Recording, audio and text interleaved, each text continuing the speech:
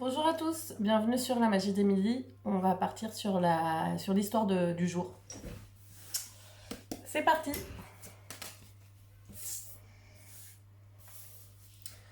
J'attends un petit peu d'avoir une vue d'ensemble pour vous donner des infos.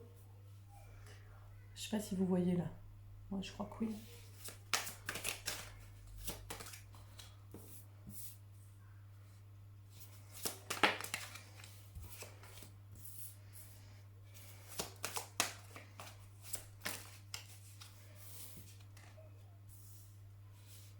Ok.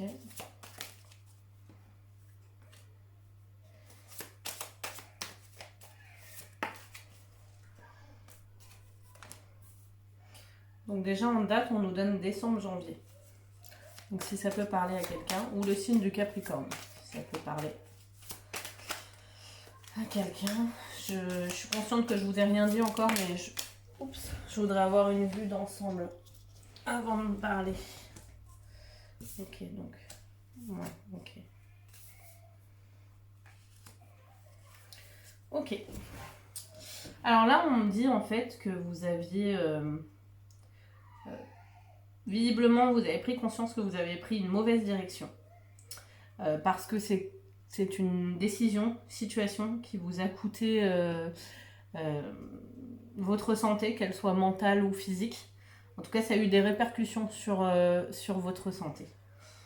On dit qu'on vous a laissé, enfin que vous aviez votre libre arbitre, que vous avez le pouvoir de décider dans cette situation, que vous aviez peut-être l'entourage qui vous encourageait, ou alors qui vous laissait aller à votre rythme, mais en tout cas qui vous soutenait en tout cas. Vous avez mis fin à une situation où une situation s'est terminée, c'est peut-être pas vous qui avez mis fin.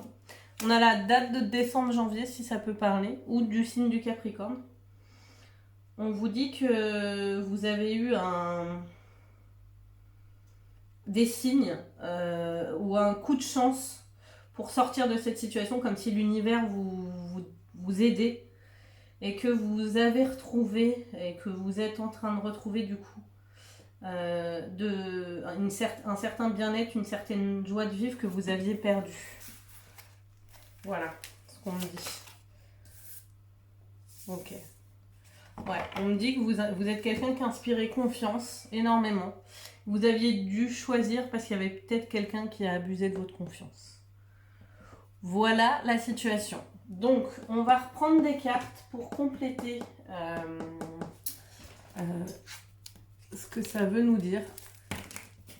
Si vous vous reconnaissez là-dedans, c'est pour vous. Donc ça, c'est ce qui s'est déjà produit. Là, on va voir la suite. On va avoir des compléments d'informations, on va voir une suite.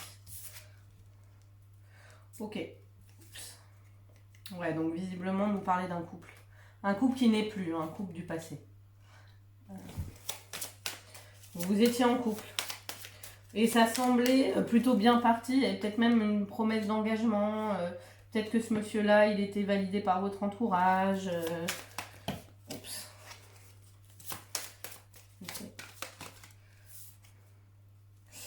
Ok. Vous avez découvert des choses qui vous étaient cachées. Donc, ouais, ça sent un peu la trahison.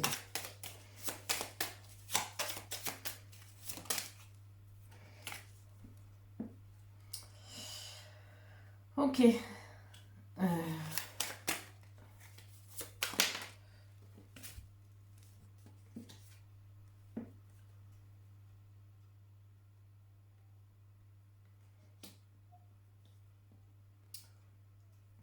Je recomplète tout pour être sûre de ce que je vous dis.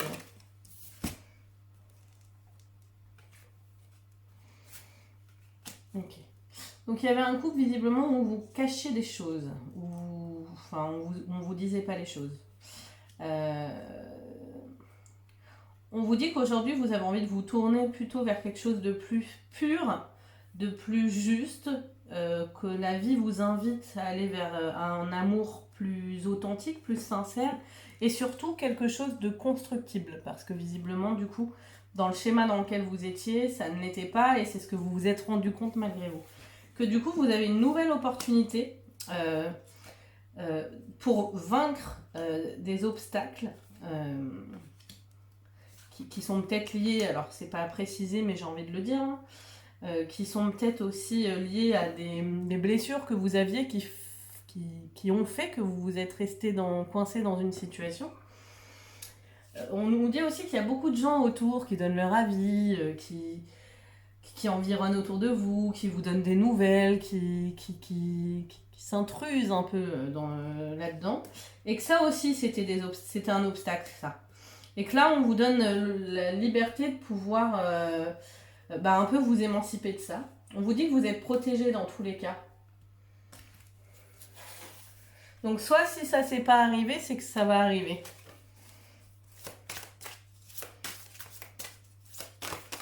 Est-ce que je peux avoir l'énergie? Ouais. La situation que vous avez vécue, si c'est pas encore le cas, ça va être le cas. Ça vous permet de voir de façon beaucoup plus juste, de voir les gens pour ce qu'ils sont réellement et non pas ce qu'ils se montrent être. Ce qu'ils se montrent être. Ouais, je crois que ça se dit. Hein. Donc voilà ce qu'on nous dit. Je vais demander carrément la suite, s'il y a une suite à donner. Je sais pas, je le sens. Est-ce qu'on peut savoir la suite de cette situation-là en 3 cartes? S'il vous plaît.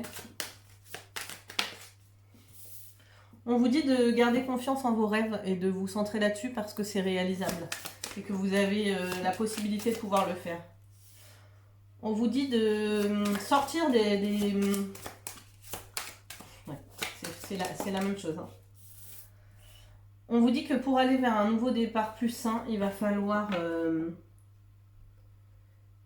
Vous voyez les oiseaux que je vous ai dit tout à l'heure où tout le monde dit un peu qu'est-ce qu'il pense, qu'est-ce qu'il a à dire. Il va falloir faire de l'ordre dans toute cette confusion. Dans cette espèce de labyrinthe où il y a plein de gens qui se mêlent un peu de toute cette histoire. En gros, vous êtes invité là à vous pour reprendre votre pouvoir et vous clairement décider de ce que vous voulez, ce que vous voulez pas en fonction de vos rêves et uniquement vos rêves parce que c'est votre vie que vous incarnez et pas la vie du voisin. Et que seulement à partir de ça, vous pourrez partir vers un nouveau départ beaucoup plus innocent, beaucoup plus à la hauteur des rêves d'enfant que vous aviez. Voilà ce que ça me dit. Et qui partirait vers quelque chose d'officiel et de fidèle. Clairement. Ok, est-ce qu'il y a autre chose à dire au niveau de l'énergie? Elle vole, hein? Ouais. On vous dit de prendre soin de vous, donc de vous mettre en priorité. Et c'est bien ce que je ressentais dans le tirage. Vous n'êtes pas une victime. En fait, il faut arrêter de laisser les gens se mêler de votre vie, de tout ça. Stop, en fait, vous n'êtes pas une victime, vous êtes le propre maître de votre vie. Et on vous encourage à ne pas oublier, enfin, ayez confiance, j'arrivais pas à parler, que après la pluie vient le beau temps. Et c'est ce qu'on vous dit. Donc il y a encore un petit peu de nettoyage à faire, effectivement. Mais c'est une opportunité pour vraiment vivre ce que vous avez envie de vivre, parce qu'il n'est jamais trop tard pour vivre la vie qu'on mérite, en fait. Donc voilà ce petit tirage.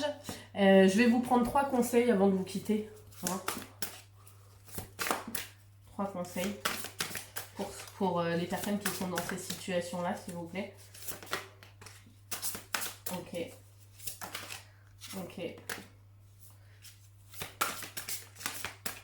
Bon, bah, c'est pas 3, c'est 4. C'est la vie qui veut ça. C'est la vie qui veut ça. Donc, on vous dit de vivre dans le présent.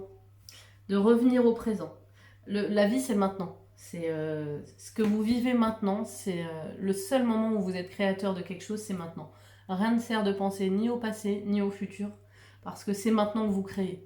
Donc, si vous êtes aligné avec vous-même maintenant, vous le serez forcément pour le futur.